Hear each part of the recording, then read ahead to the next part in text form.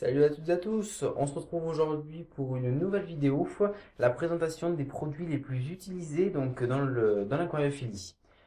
Donc bien entendu c'est les produits indispensables que l'on soit débutant ou amateur bien entendu averti.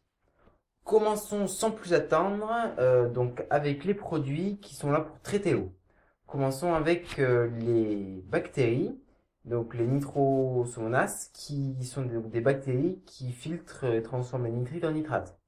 Donc pour moi elles sont indispensables, mais certains vont me dire oui moi j'ai réussi à faire mon aquarium pourtant sans mettre de bactéries. En effet c'est possible, mais l'introduction des poissons sera beaucoup plus lente. Donc c'est pour ça que moi je préconise de mettre des bactéries. Donc ici, je vous ai donné donc deux types de bactéries. Donc, des bactéries sous forme liquide. Voilà. Pardon. Et des bactéries, voilà, sous forme, disons, lyophilisée. Donc là, j'en ai plus du tout là. Mais on peut voir une petite poudre. Donc voilà pour les bactéries. Je tenais toujours à dire que là, j'essaie de faire aucun placement de produit. Donc là, c'est les marques que j'ai. Mais ce que je veux dire à chaque fois que tous les produits ici appartiennent, enfin, on peut les trouver dans n'importe quelle marque, c'est-à-dire Tetra, JBL, Aquascience, Aquafrance, Francodex, ce que vous voulez. Normalement, on peut les trouver dans toutes les marques. Ce sont, comme je l'ai dit tout à l'heure, des produits très classiques. Bon, je continue. Ensuite, donc, avec les produits pour régler le pH. Donc, commençons tout de suite avec le pH KH+. Donc voilà, ça se présente sous forme d'une petite boîte en général, comme ça, avec une sorte de petit sel, des petits granulés, avec une petite coupelle. Donc, ça sert tout simplement à alcaliniser un peu l'eau, donc c'est-à-dire à la rendre plus basique. Et tout cela, cette eau plaît aux poissons marins qui demandent un pH entre 8 et 8,5, donc c'est un pH assez basique en effet, et aux cyclidés africains qui demandent un pH entre 7,5 et 8. Donc on aura besoin de cette petite poudre pour ce genre de poisson, ce genre d'aquarium.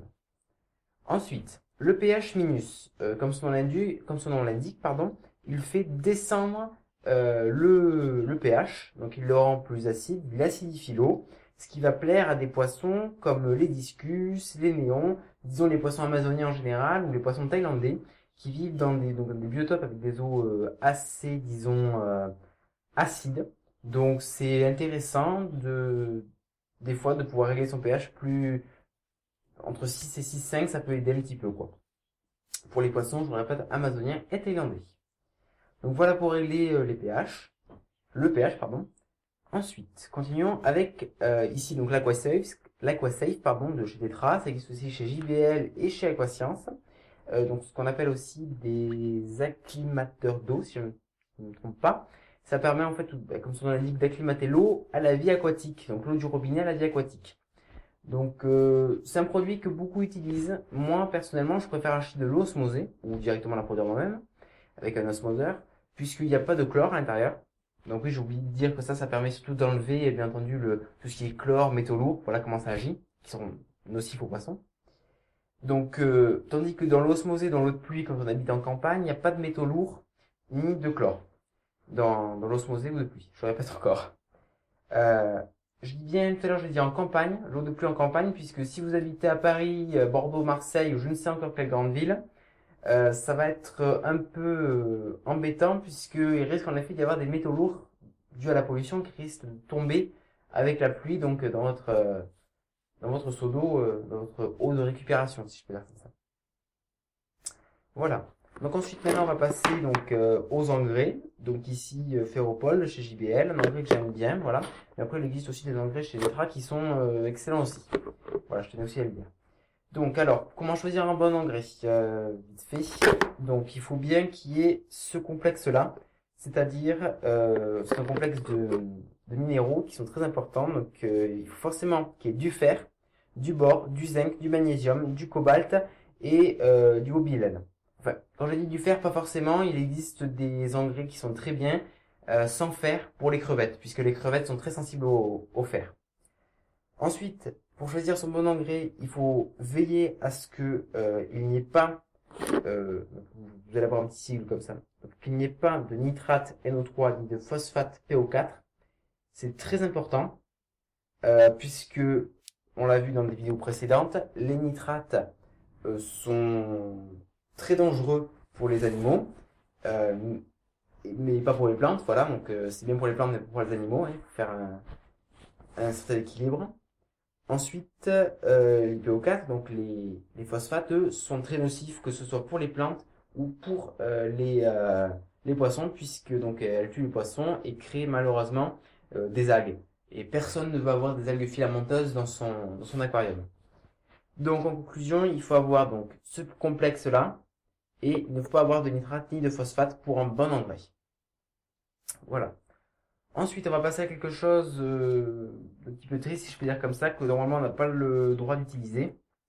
Ce sont des médicaments, tout simplement. En effet, dès que vos poissons tombent malades, par exemple, ça peut arriver, hein, ils se sont tout simplement battus, il y a eu donc des plaies sur les nageoires des poissons. Ces plaies pourraient se surinfecter et aboutir à une pourriture de nageoire.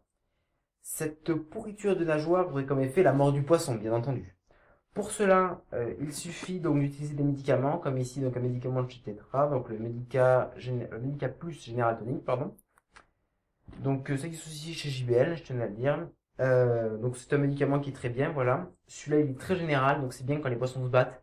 Ça peut arriver, des poissons un petit peu territoriaux tels que les labéos ou les cichlidae africains, pardon. Voilà. Ensuite, si vous achetez des poissons en jardinerie, vous aurez peut-être besoin de médicaments comme celui-ci qui enlève donc l'ichtio, la maladie des points blancs. Voilà, ça peut arriver des fois en jardinerie qu'on gère mal les poissons, donc ça peut servir. Même si je vous déconseille d'acheter vos poissons en jardinerie, il est beaucoup mieux de les acheter chez des particuliers. Donc ensuite, alors, le petit flacon mystère, celui-là personne ne l'a reconnu, il n'y a pas de marque, hein, voilà, c'est un peu bizarre, hein. Tout simplement, c'est un flacon qui vient de la pharmacie, voilà. C'est un vieux flacon quand même, hein. Que j'ai acheté il y a quelques années de cela. Et c'est un flacon rempli de bleu de méthylène. Alors, à quoi sert le bleu de méthylène? C'est le désinfectant d'aquariophilie par excellence. C'est-à-dire que ce bleu sert à tout. Il désinfecte donc les plaies des poissons, il peut désinfecter donc les outils. Enfin, par exemple, un ciseau comme ça qu'on va mettre dans un aquarium. D'abord, on le trempe dans un petit bain de bleu de méthylène. Ouais, ça peut servir à plein de choses, ou encore même on laisse les plantes pendant une nuit dans un bain de bleu de méthylène pour enlever les œufs d'escargot, parce que oui, les œufs d'escargot c'est pas toujours bien dans un aquarium, hein, les escargots tout court même. Hein. Voilà, donc ça peut servir à plein de choses le bleu de méthylène. Pour moi, ça c'est vraiment le produit indispensable. Par ailleurs, petite info, dans des médicaments, donc comme ça là, il y a en général du bleu de méthylène ou du vert de méthyle. Voilà, tout simplement. Donc ça permet de désinfecter assez facilement. Donc voilà pour les produits que j'utilise le plus en aquarium et qui sont pour moi nécessaires pour un débutant. Si ce n'est ça, bien entendu, ou que vous n'achèterez si vous êtes débutant, qu'en cas de maladie, hein, voilà, bien entendu, hein, vous veillerez à bien regarder vos poissons. Hein. Sinon, après, il y a plein de petits produits qui pour moi servent à rien, comme les nitrates minus. Voilà, ça normalement, si vous avez une bonne population et si vous avez les plantes qui récupèrent la nitrate, tout ça, normalement, il n'y a pas besoin du produit nitrate minus. Hein. C'est Tetra qui est le produit, JBL aussi. Hein. Normalement, si vous n'avez pas trop de nitrate, vous n'aurez pas besoin de produits comme celui-ci, là, Albumine. Ça, il n'a pas besoin. Bon, moi, ça m'est malheureusement arrivé. J'ai dans le gros aquarium, j'ai une surpopulation, en fait, parce que j'avais mis des mollies qui se sont reproduits à une très grande vitesse. Donc, qui dit surpopulation dit trop de déchets, donc trop de nitrate, donc trop d'algues, albumine, c'était là. Voilà, donc cette vidéo est à présent terminée. Je vous remercie de l'avoir regardée. N'hésitez surtout pas à liker la vidéo. Et encore merci, vous êtes de plus en plus nombreux à être abonnés. Donc merci encore. Et continuez comme ça. Allez, à la semaine prochaine.